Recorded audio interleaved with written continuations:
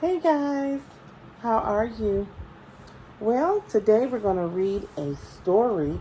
It's a true story and it's entitled Emmanuel's Dream.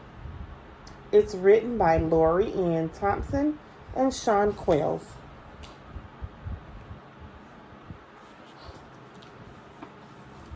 In Ghana, West Africa, a baby boy was born. Two bright eyes blinked in the light. Two healthy lungs let out a powerful cry. Two tiny fists opened and closed, but only one strong leg kicked.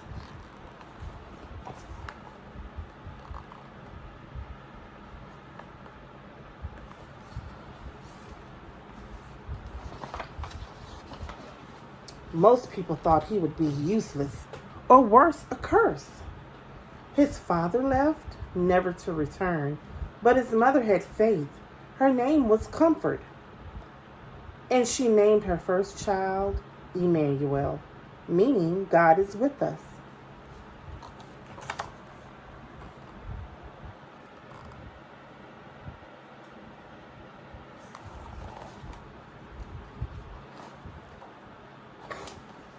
As Emmanuel grew, Mama Comfort told him he could have anything, but he would have to get it for himself.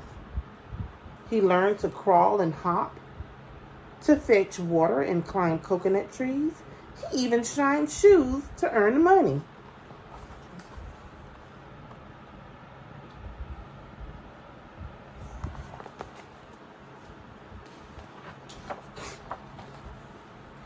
Most kids with disabilities couldn't go to school, but still Emmanuel's mother carried him there until one day she said, "You are too heavy." From then on, Emmanuel hopped to school and back 2 miles each way on one leg by himself.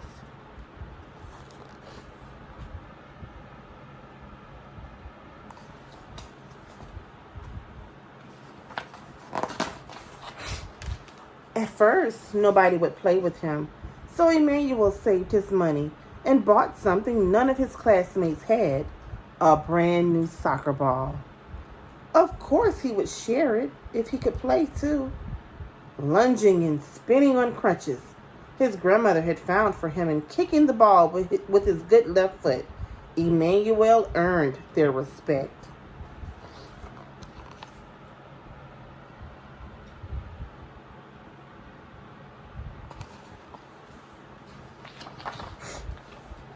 His new friends sometimes used their lunch money to rent bikes. Would Emmanuel be able to join them? His friend Goodwin pushed him fast so he could balance. Over and over again, Emmanuel fell hard, but finally he rode.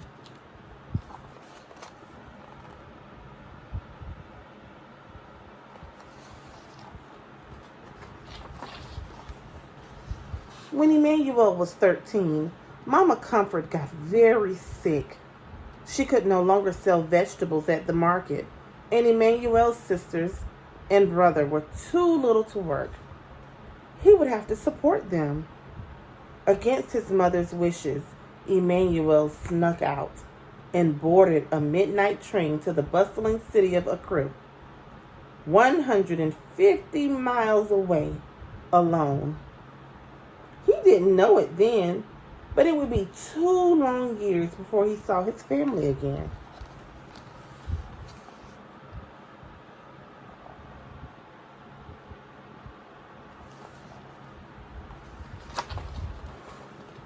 Emmanuel arrived full of hope.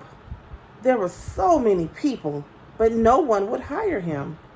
Shopkeepers and restaurant owners told him to go out and beg like other disabled people did. Emmanuel refused. Finally, a good food stand owner offered him a job and a place to live.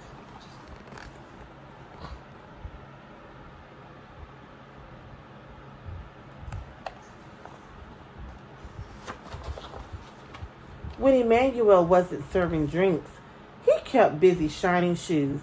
He earned money and sent it home. But one morning, when Emmanuel went to buy shoe shining supplies, the shopkeeper thought he was there to beg and scolded him. Insulted, Emmanuel slammed his money down on the counter. The shopkeeper apologized, but Emmanuel would never forget.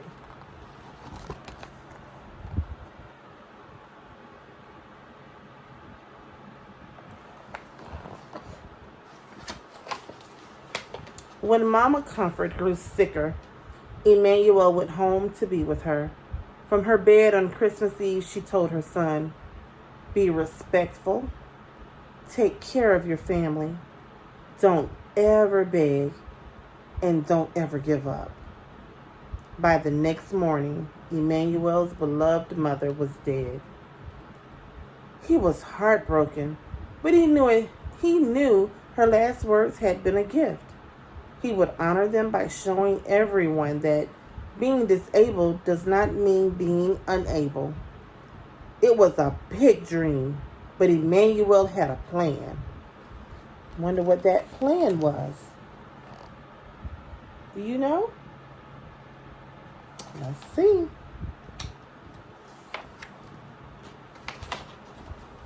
Emmanuel had a sharp mind and a bold heart and one strong leg. All he needed was a bike. At first, no one would help. They thought his plan to bicycle around Ghana was impossible.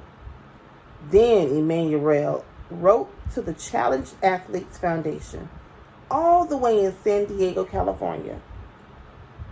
Guess what? They sent him a bike, plus a helmet, shorts, socks, and gloves. How awesome was that? So he's ready to ride across Ghana. Emmanuel started training for the long ride. He persuaded the king of his region to give him a royal blessing. He went door to door asking for additional support. Finally, he hired a taxi to follow him with drinking water, a camera, and his best friends. Then Emmanuel tied his right leg to the bike's frame, jammed his left foot into a flip-flop attached to the pedal, and rode.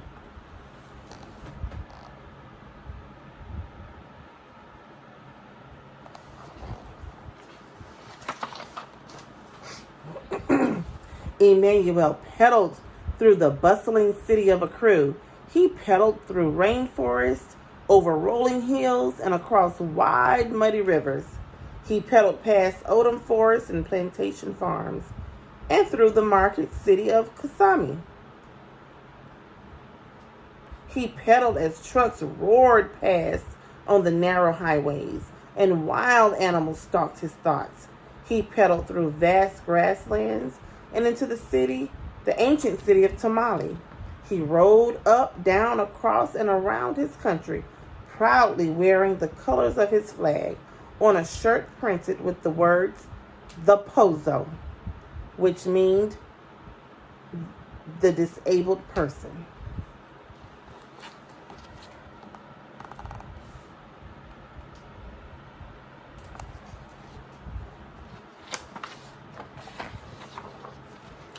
Along the way, Emmanuel talked to those with physical challenges and those without, to poor farm workers and wealthy landowners, to religious leaders, government officials, and reporters.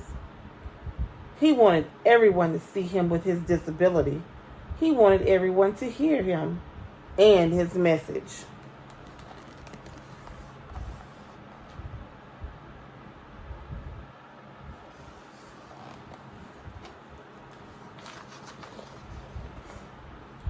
The farther Emmanuel rode, the more attention he got. Children cheered, "Hooray!" Able-bodied adults ran and rode along with him. People with disabilities left their homes and came outside, some for the very first time.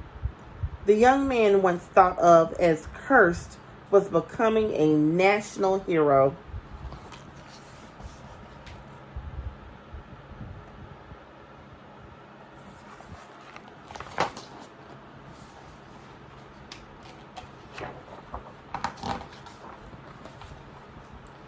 completed his astounding journey, paddling south to the sea and back up to a crew, nearly 400 miles in just 10 days. But Emmanuel's success goes even further than that. He proved that one leg is enough to do great things, and one person is enough to change the world. In the words of Emmanuel, in this world, we are not perfect. We can only do our best.